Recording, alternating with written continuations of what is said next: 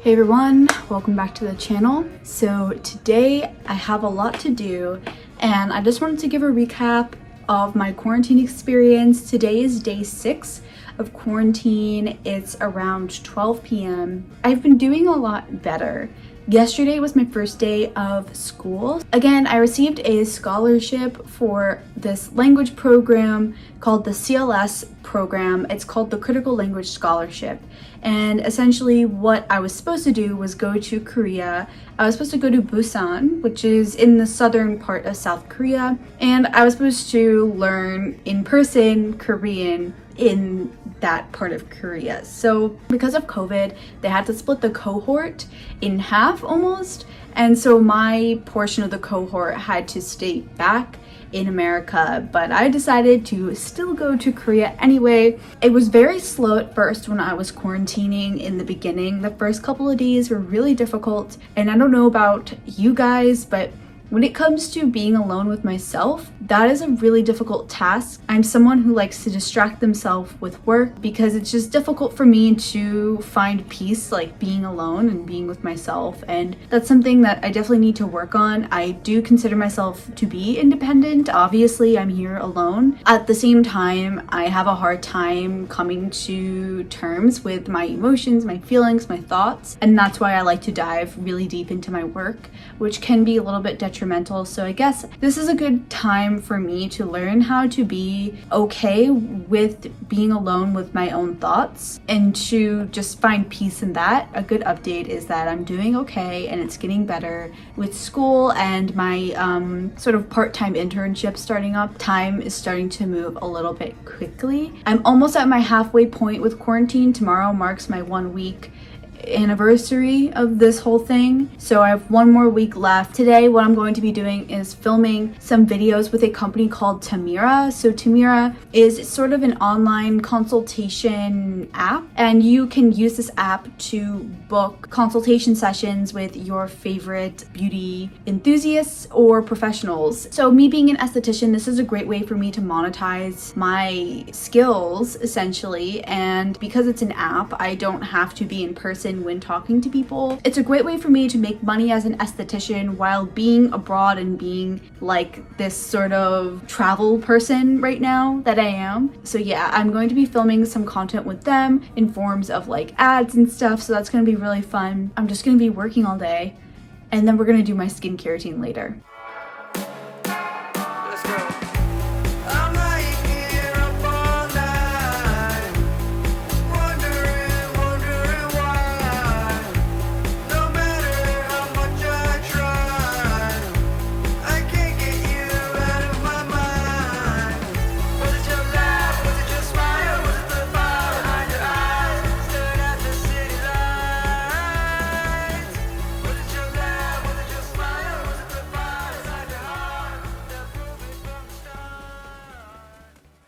Hey everyone, so one thing I wanted to show you guys real quick before I start filming some more content and doing some more work is how to get rid of your trash and like the whole process of like getting and receiving food and blah blah blah while you're in quarantine. So there are these, like, I didn't really talk about this in my last video, which you guys should definitely watch if you want like a very in-depth explanation of quarantine in Korea, but basically they give you these bags, and this is double bagged, and you have to put all of your trash into these orange bags, and then you have to double bag it. So you have to put another orange bag around it, tie it up, and then I'm gonna show you guys like where to take it because you're not obviously allowed to leave. So what do? Where you put this trash bag is the same place they put your food, and I'll show you where that is right now.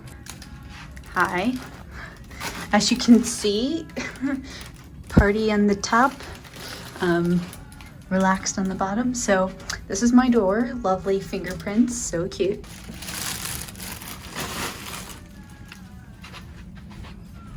Yeah, so basically that's where you put your garbage. That's where you also pick up your food. That's where they just like put anything that you need.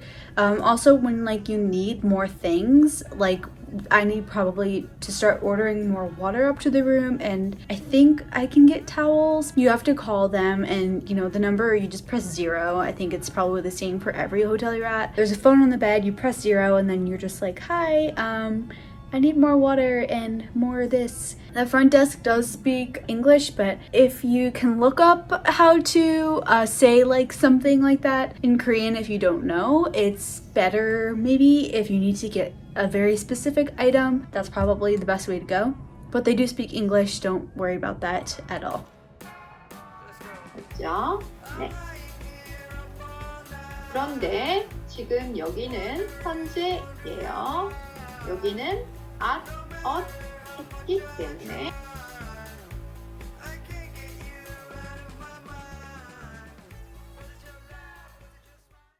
Hey everyone, so right now I am eating some food, and this is my dinner. It's about 6 o'clock.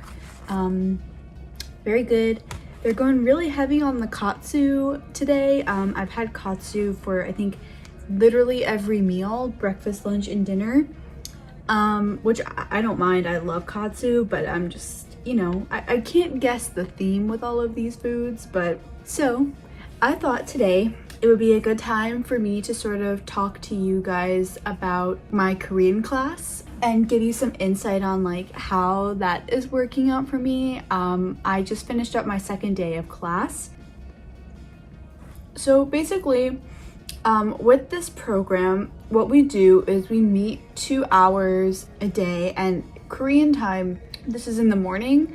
So if I were to be in America, we would meet 2 hours a day at night from 7 to 10 p.m. But I meet from 8 a.m. to 10. And then the last hour is reserved each day for like one-on-one meetings with your teacher, but you only have that meeting once a week. So there's only one day that out of the week that you're meeting with your teacher, and it's for 30 minutes. And you basically just speak to your teacher in Korean, and you kind of talk about yourself and like how you're doing in the class, any questions you have, and then you just go into like other detail about random stuff. I actually like that. It's like, you know, the teacher knows what level you're on. So that's like a really interesting and fun part of it, that you get that like one-on-one time with your teacher. Because I'm in Korea, the time kind of changes, so I have it in the morning, these classes from Tuesday to Saturday because of the time zone difference. That's not a super huge deal because then I get off on Mondays.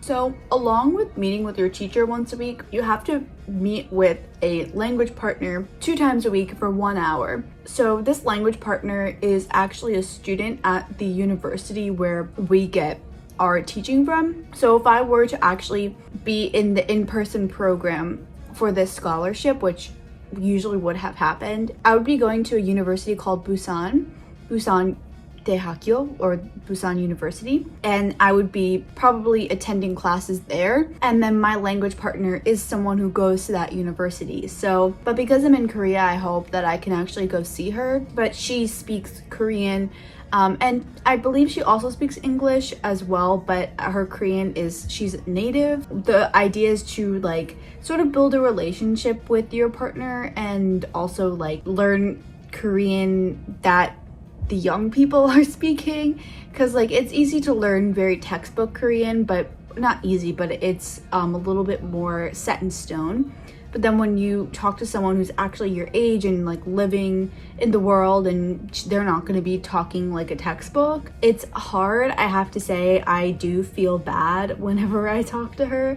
I've only spoken to her once, but I do feel a little bit like bad that I'm not as good.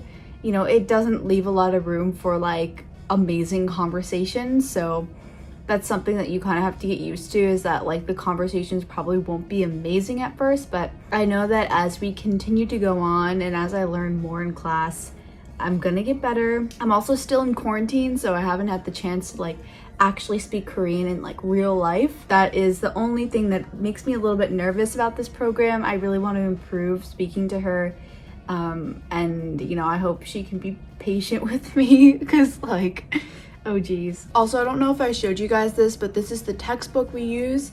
I'm gonna do a separate video about how I study Korean and go into depth with that later. The last thing that you usually do in this program, along with the every other week you meet with like a coordinator. So the coordinator is just like an English speaker. She also speaks Korean like very fluently. Usually just someone from America who is helping lead the program, and she's basically like your camp counselor in a way, where like you go to her for like any problems or like situations that like you need to talk to someone who's like running or coordinating the program rather than your teacher or your classmates.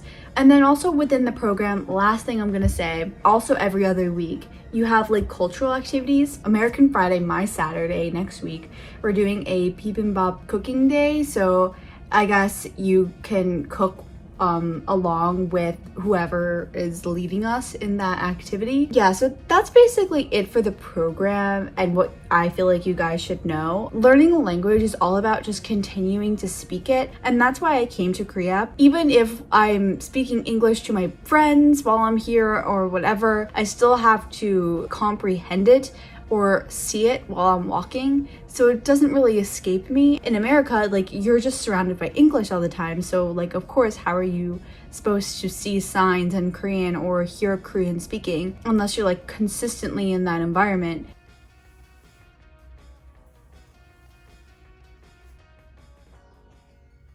Hi everyone, so today we are going to be doing a skincare routine, and I'm sorry if I'm not looking the right way. I don't know if I should look at the camera or myself, so whatever I'm doing, just bear with me.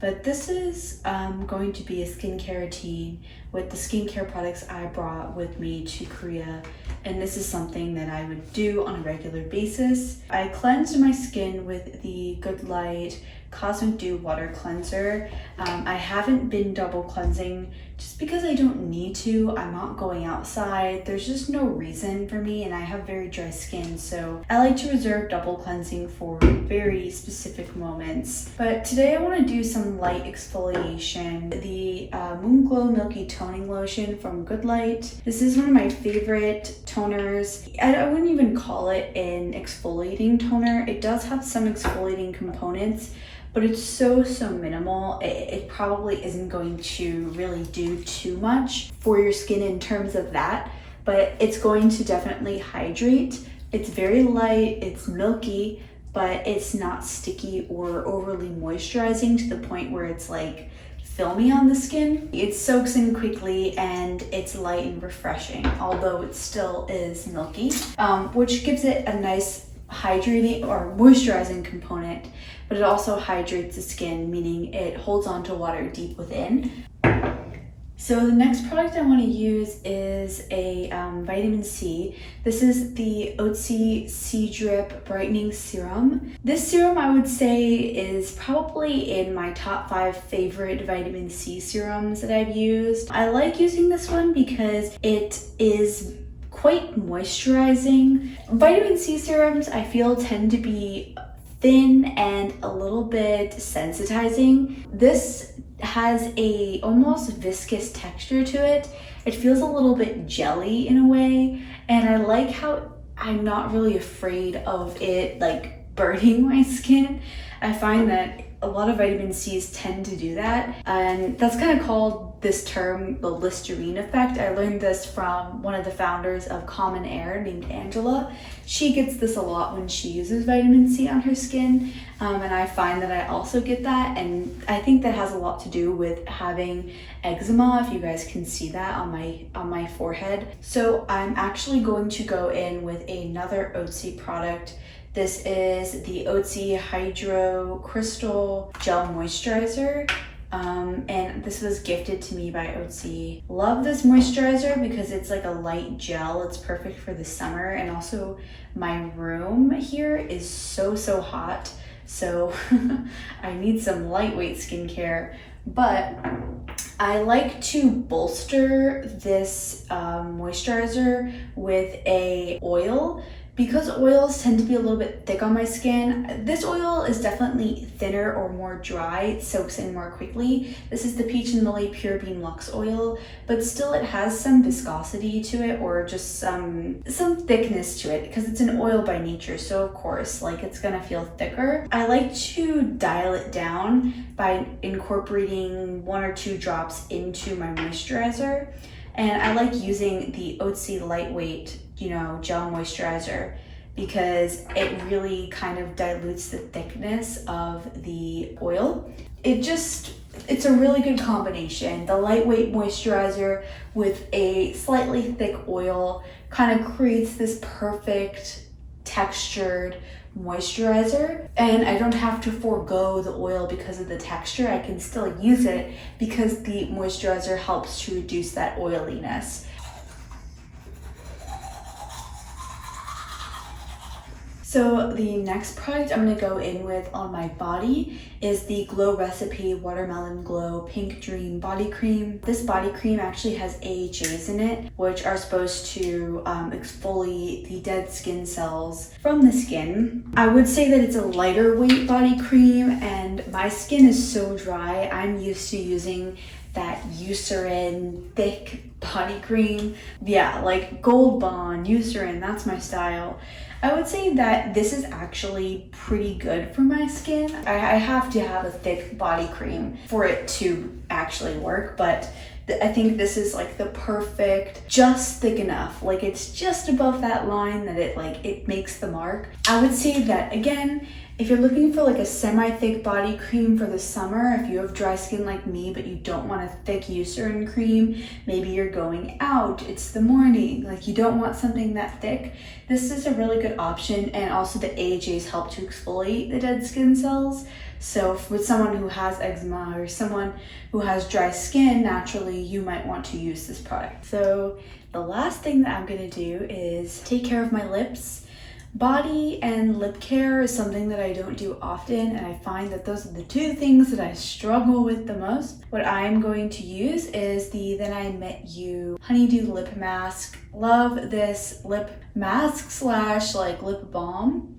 It leaves my lips looking very dewy and fresh, and it can double as a daytime lip balm that you use on the go, or you can really lather it on and make it like a full-on lip mask for the nighttime. I like to put this on like even the corners of my mouth, because this is where I get the most eczema. This is kind of the birth of my eczema, was like on the side of my lips. So putting hydration there. This also has lactic acid in it, which is good to get rid of dead skin cells. So that's my routine, and pretty sure that's actually the end of this video. And I hope to see you guys in my part 3 Korea vlogs. Ask me any questions, skincare or Korea or life, and I will answer them.